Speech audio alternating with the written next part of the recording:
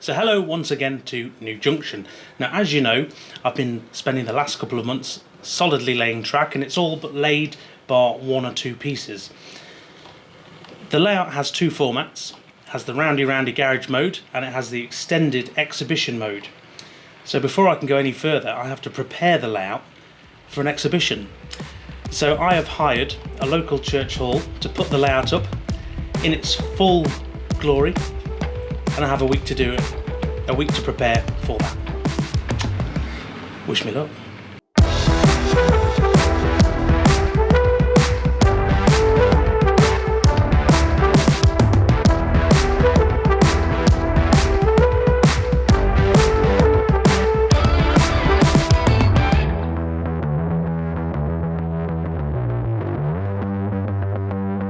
So as you know, I've been spending the last couple of months speedily laying track and spacing sleepers, and it's all but complete bar two lengths of track.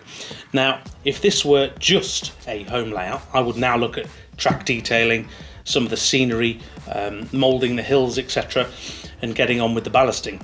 However, because this is also an exhibition layout and it has two formats, so the layout physically changes from garage mode to exhibition mode, I needed at this stage to prepare it for exhibition mode, because if it doesn't work in exhibition mode, I can't lay any of the ballast, any of the scenery, etc, etc.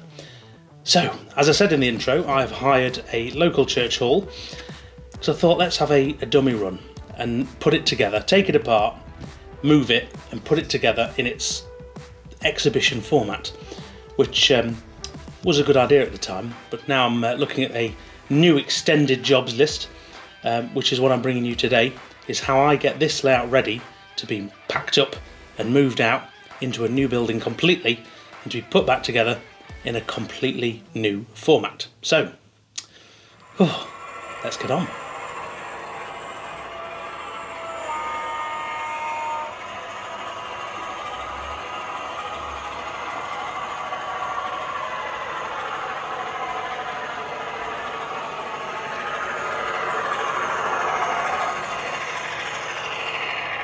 So what exactly is involved in breaking down a layout and taking it to an exhibition? Well, as you'd expect, the layout has to come apart while keeping the track and scenery in one place.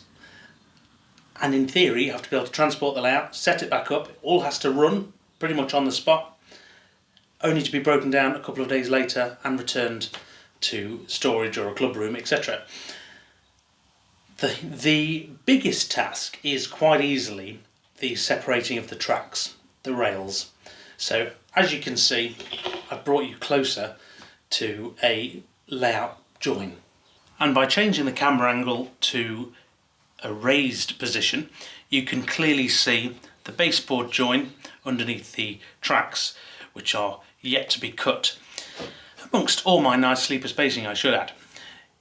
This one at the front has been done. Now, one of the tried and trusted proven methods is using the DCC Concepts copper-clad sleepers. Now, these are, as it says on the box, these are sleepers which come on a fret, and you cut them off as required. And then if I give you a closer look, if we can zoom right in, you can see that these are sleepers with solder pads on them, which you solder to the undersides of the rails on the ends of your modular boards.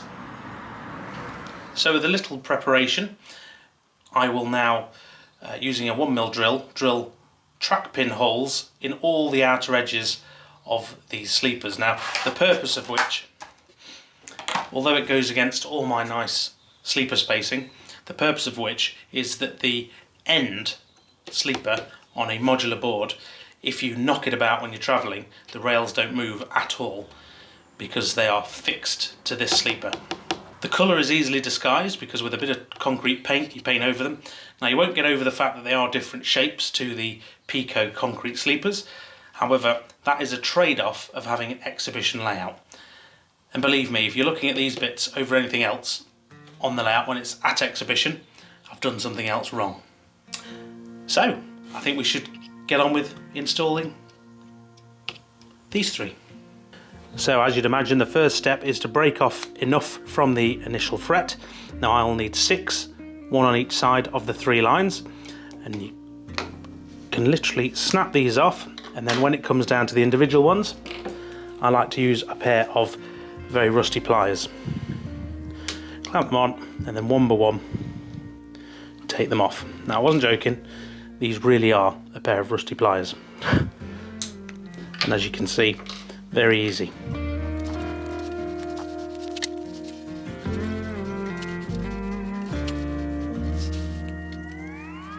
And there we go.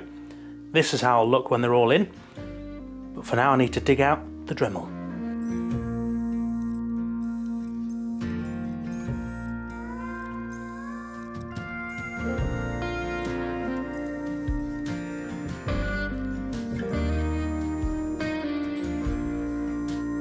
So with the holes drilled, it's time to replace them underneath the rails and prepare for track pins. You thought I'd get away with it. So my trusty track pin hammer comes back out, and of course I'll be reverting back to using my Railway Laser Lines sleeper spacing tool, just to make sure there's enough gap where possible. So I'm going to show you one on camera before throwing this to a time lapse.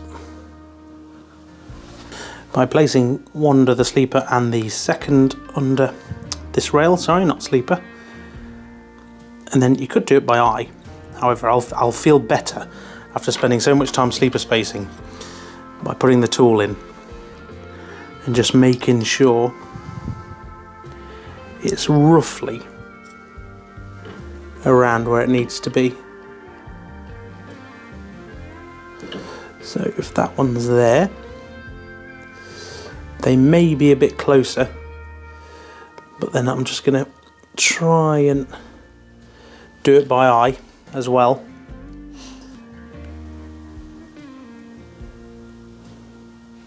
Something like that. And now I'm going to pin it in as best of my ability to keep it straight, like these two.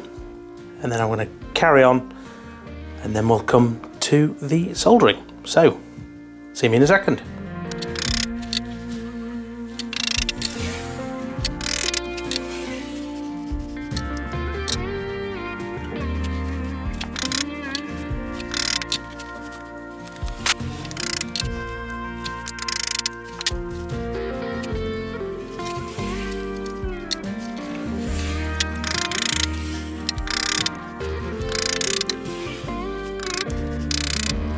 So next it's time to solder the rails to the pads. Now, very simple method to this.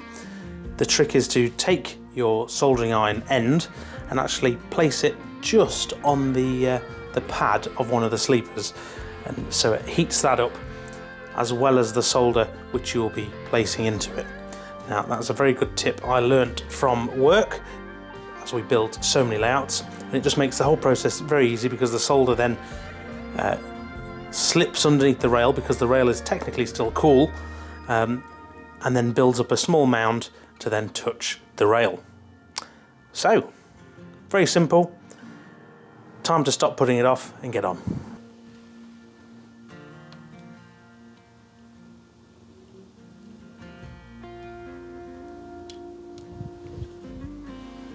And as you can see, as simple as that. I'll do another one close up so you can get an idea of what I'm doing.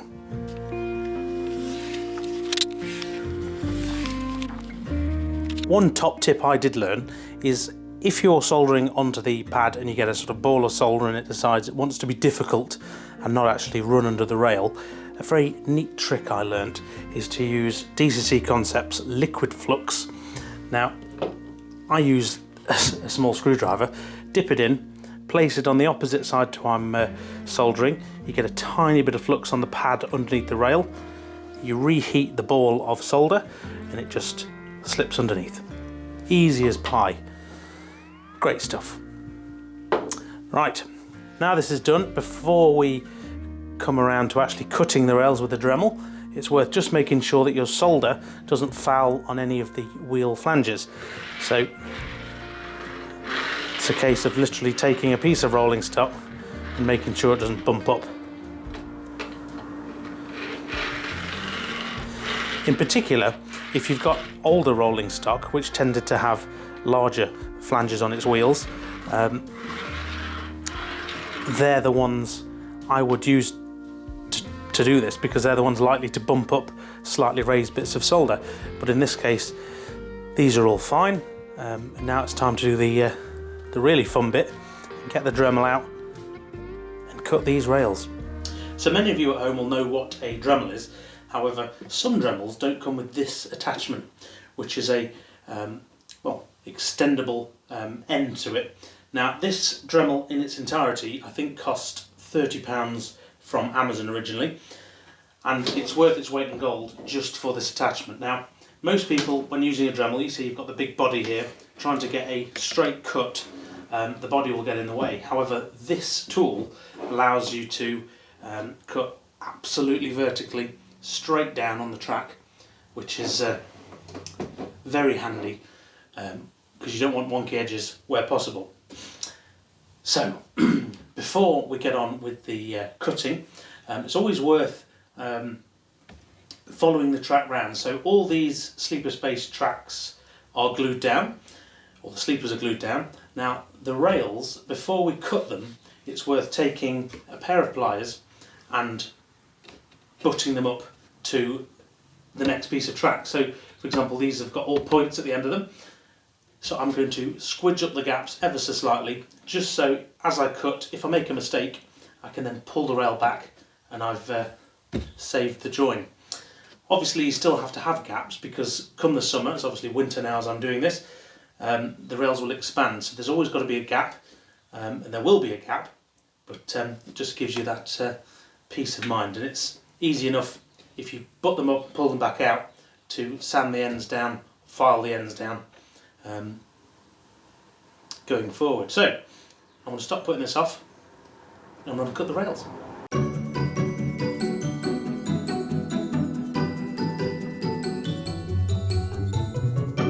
And there we go. I think you'll agree this is as neat as I'm going to get it.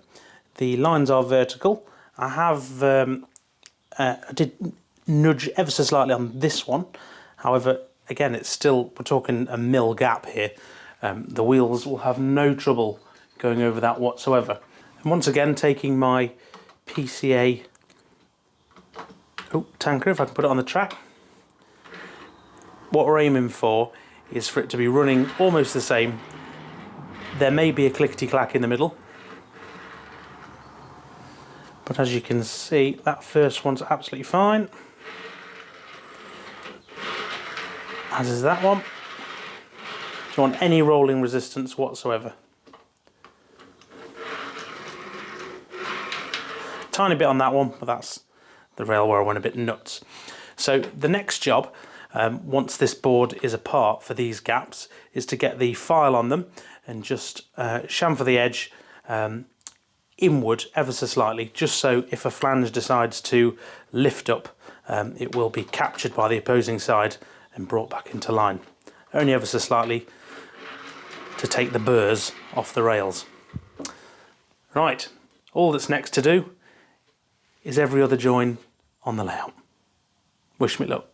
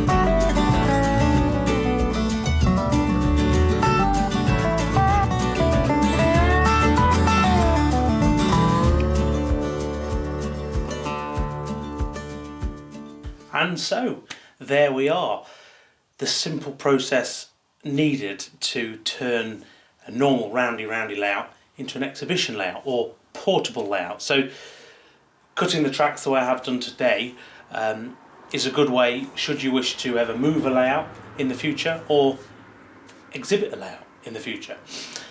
Now, for those who haven't been keeping track, and to be fair, the videos have been a while ago, what I'm doing is I'm turning my tail chaser roundy layout from garage mode. I'm taking the two boards at the very back behind me off and joining the two scenic lengths together, which will form exhibition mode. So I now have 1 week from this point to get this layout ready to be broken down and transported to the church, where I will be setting it up for the first time in exhibition mode and making sure it all fits together, and finally being able to complete the track plan. Because until I can set up in exhibition mode, I can't finish the corners behind me on the main line.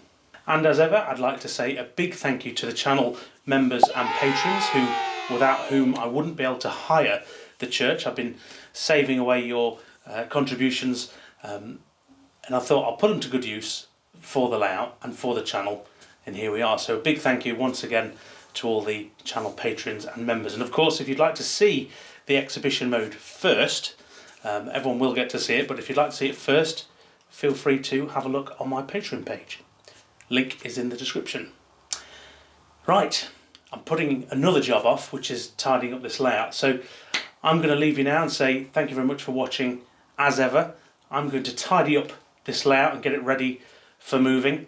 And I'll see you very soon with the next video where, touch wood, we'll see it in exhibition mode.